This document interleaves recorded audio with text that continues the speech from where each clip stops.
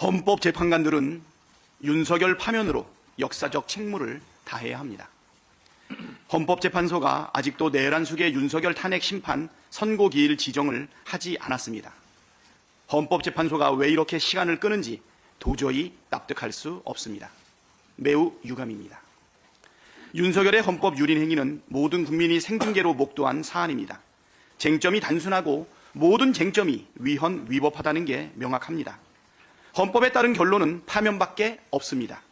다른 결론을 창조해내는 일은 있을 수도 없고 있어서도 안 됩니다. 민주공화국 대한민국의 파멸을 부르기 때문입니다.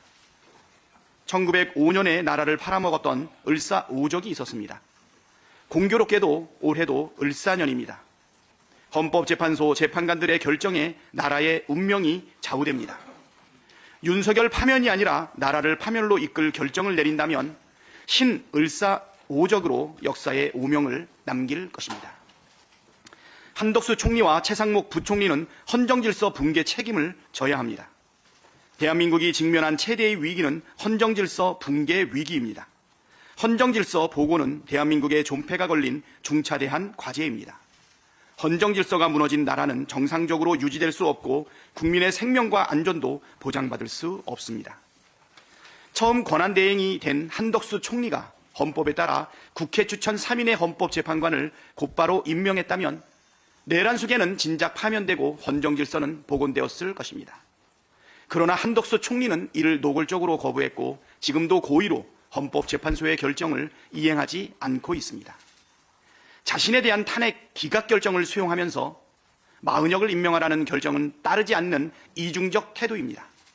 국회 제1당의 원내대표인 제가 위헌 상황 해소를 위해 여러 차례 회동을 제안했지만 응하지 않았습니다.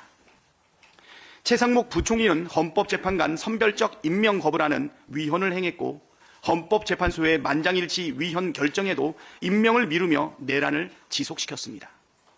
심지어 경제 수장이 국난 상황에서 자신의 입속을 먼저 챙기는 비루함을 드러냈습니다.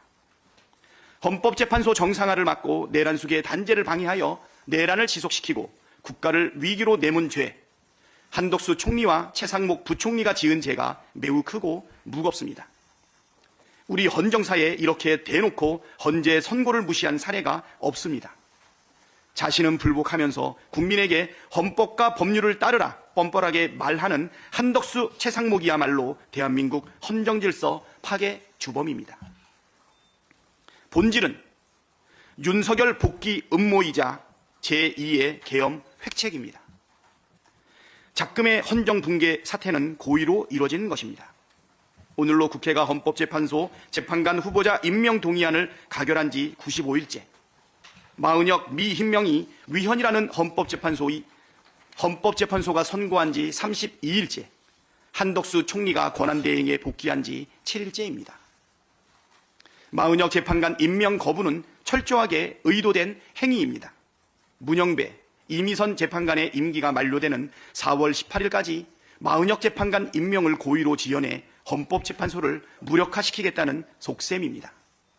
2명의 재판관이 퇴임한 뒤 대통령 몫인 2명의 헌법재판관을 임명해 헌재 기각결정을 만들어내려는 공작입니다. 윤석열 복귀 음모이자 제2의 계엄 획책입니다. 내란의 획책과 국정혼란 중심에 대통령 권한대행 한덕수 총리가 있습니다. 쿠데타를 일으킨 전두환이 정권을 찬탈하게 도운 체규화의 길을 걷고 있습니다. 권한대행일 뿐인 한덕수 총리에게는 선출직인 대통령 목 헌법재판관을 임명할 권한이 없습니다. 그럼에도 내란을 이어간다면 국민적 심판을 피할 수 없을 것입니다. 한덕수 총리에게 엄중 경고합니다. 윤석열 복귀 프로젝트를 멈추고 마은혁 재판관을 4월 1일까지 임명하십시오. 헌법과 법률에 따라 직무를 성실히 수행할 것이라는 국민의 신임을 배신했다고 판단하기에 충분한 시간이 흘렀습니다.